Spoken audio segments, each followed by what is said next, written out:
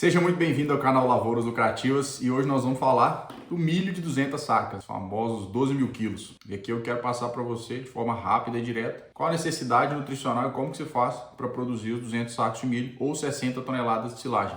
Por que serve para as duas variáveis? Porque a exigência nutricional vai ser basicamente a mesma para atender as 200 sacas de milho ou 60 toneladas de silagem, das duas formas. O que vai mudar é a exportação. Na silagem, praticamente você tira a planta inteira e vai exportar muito mais. Esse é o canal Lavouras Lucrativas e aqui nós analisamos estratégias lucrativas para aumentar o lucro no agronegócio todas as semanas. Então já segue o canal aí, acompanha os outros vídeos. A gente fala sobre milho, soja e feijão. E hoje esse vídeo para o milho vai te ajudar. Você que é produtor de milho ou consultor na área, representante comercial, não importa. A variável vai te ajudar porque aqui a gente fala de nutrição de plantas e fala de estratégias produtivas. Então vamos direto ao ponto. Vocês sabem que o vídeo nosso aqui ele é sempre dinâmico, rápido e com muito conteúdo. Então a primeira coisa que você tem que entender é que você precisa ter sua meta. Se você quer produzir 200 sacas, esse número tem que estar na sua cabeça. Você vai investir para colher isso. Isso aí nós estamos falando de milho verão, no sequeiro. Então, milho verão, ele tem que ser plantado na primavera-verão ali, onde você tem outubro, novembro, dezembro ali, aquela janela, para a gente conseguir atingir as 200 sacas, otimizar a fisiologia da cultura. Aí, independente da região que você esteja, se você tem uma região com boa altitude e amplitude térmica boa, você consegue atingir os 12 mil quilos, 200 sacas. Onde que não é possível, Matheus? Eventualmente áreas muito baixas, 200, 250, 300 metros, com amplitude térmica pequena, ou seja, dias quentes e noites quentes também. Para a cultura do milho não é bom. Então ele respira muito à noite, consome muita energia. E aí você vai conseguir chegar aí a 150, 160 sacas. Nas regiões onde você tem acima de 800, 850 metros, 700 metros, é suficiente para você ter uma amplitude térmica melhor. E aí você tem uma noite um pouco mais fria, o milho acumula energia e produz mais. Um detalhe interessante que eu quero passar para você são as exigências. Então o primeiro ponto é a extração, por exemplo, de nitrogênio. Eu trouxe aqui uma tabela dinâmica que facilita para você essa visão. Você tem uma exigência de 300 kg de N até 320 kg de N de extração. Então isso vem da matéria orgânica, isso vem do solo, isso vem da adubação que você faz, isso vem da fixação biológica que você vai fazer ali no milho através, por exemplo, do azospirilo. Você vai conseguir estruturar esse manejo com 200 quilos de N exportado. Então você vai precisar de 300 quilos disponíveis e o milho vai exportar ali seus 200 quilos em grãos. Por quê? Porque é 1 kg de N por saca. 1 kg de K, em média, 1,1 kg de K por saca. Então você precisa oferecer pelo menos o que a planta precisa para produzir uma saca. Se ela vai exportar aquilo, sem aquilo no solo, ela não consegue produzir, né? Um outro ponto que você precisa entender é fósforo. A gente vai precisar ter 100 kg de fósforo disponível, somando o solo mais a sua adubação de base. Então, eu acredito que a adubação de base em cerca de 60 kg é suficiente. E um solo acima de 15 ppm, 20 ppm também já atende sua necessidade de fósforo. O que vai ser exportado é 75 kg até 85 kg em 200 sacas. Quando a gente fala de potássio, nós vamos precisar ter 260 a 280 kg, é na mesma proporção do nitrogênio praticamente. Porém, a exportação de potássio ela é pequena para grãos e grande para silagem. Aqui pensando em grãos, ela vai ser de 40 a 60 quilos. Para silagem é mais que o dobro. Então tem que ter atenção nesse ponto aí. Se você faz milho silagem, adapta para a sua realidade. Cálcio nós vamos precisar de 80 a 100 quilos, magnésio 40 a 50 quilos, enxofre de 25 a 35 quilos. Não se esqueça do enxofre. Por quê? O enxofre é sócio do nitrogênio. Guarda isso. E se você não curtiu o vídeo, já curte o vídeo e se inscreva no canal. Olha essa informação aqui. O enxofre ele é sócio do nitrogênio. Sem ele, o nitrogênio não trabalha a 100%. Por quê?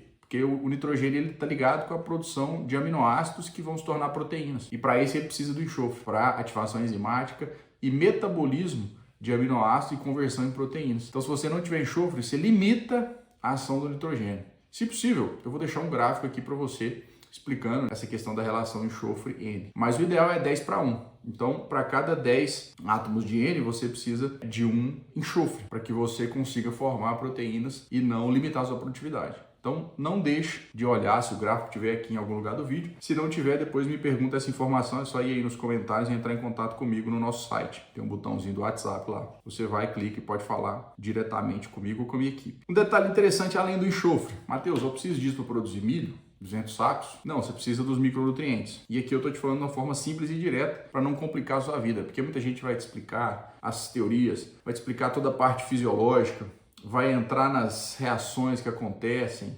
É importante saber? É importante, mas muitas vezes para o seu negócio, para você lucrar, para você produzir e pagar suas contas, você precisa fazer o simples. E aqui eu estou te ensinando 5 passos. Primeiro, você define a meta, 200 sacos. Segundo, você vê qual a necessidade nutricional para produzir 200 sacos. Não tem como produzir o que você não ofertou para a planta. Ela tem uma demanda. Terceiro, você escolhe as fontes que você vai produzir. Quarto, você faz o manejo de proteção desse cultivo. E quinto, você vai o ponto ideal da colheita para grãos. Então, eu vou mostrar isso tudo para você. Então, com relação à adubação de micronutrientes, o que a gente precisa ofertar? Zinco de 400 a 500 gramas. Estou falando de solo e um complemento via folha, ou TS ali. Boro de 200 a 300 gramas, porém boro no solo eu gosto de ter no mínimo 0,7, de 20 a 40, de 20 a 60 ali, precisa ter 0,6, 0,7. Então eu acredito muito que você precisa construir boro no seu solo para ter resultados maiores, que dão resultados ali acima de 15, 20 sacos, solos que têm boro próximo de 1 em relação a solos que têm boro abaixo de 0,5. Manganês de 700 a 1 kg, então manganês ele precisa estar presente no solo e precisa estar complementando via folha.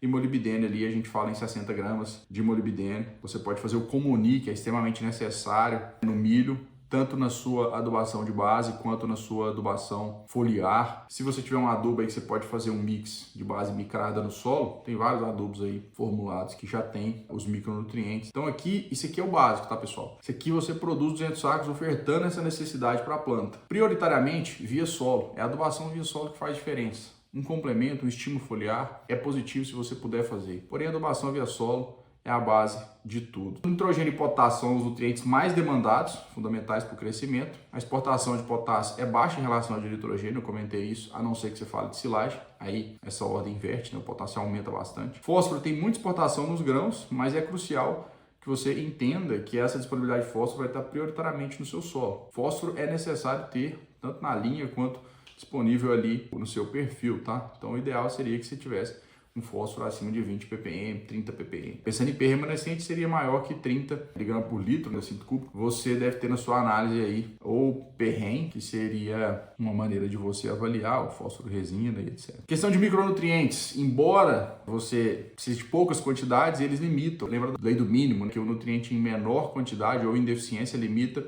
todos os outros, limita a produtividade mesmo que os outros estivessem em equilíbrio. Então não adianta, eu tenho tudo ali, mas eu tenho um nutriente que está limitando porque ele está deficiente, ele limita a minha produtividade da cultura como um todo, porque a planta precisa dele para completar o ciclo, parte fisiológica, metabólica. Então, se você não tem ele, está limitando sua produtividade. Cálcio, magnésio e enxofre, um detalhe importantíssimo, anota. Embora não exportados em grandes quantidades, são essenciais para a formação de parede celular, equilíbrio iônico, metabolismo de aminoácidos e proteínas. Tá? Eu já tinha mencionado isso aí. Mas vamos colocar os 5 passos então. Atingir os 200 sacos. Primeiro, definir a meta. 200 sacos ou 60 toneladas de silagem. Correção e preparo do solo com essa base aqui, química, física, ou seja, seu solo não pode estar compactado, e biológico, você precisa fazer os ospirilos, você precisa fazer um extrato de algas, você precisa fazer a estrutura do seu solo ali com bacilo, seja antes do milho ou no próprio milho, facilitando a vida biológica, disponibilizar nutrientes e fazer uma simbiose com a planta. Uso de fontes eficientes. Então, ureia, eu recomendo sempre ureia protegida com NBPT, é o melhor custo-benefício. Ah, é mais caro um pouco, mas é o melhor custo-benefício. Já fiz essa conta 1 milhão de vezes para os clientes da consultoria,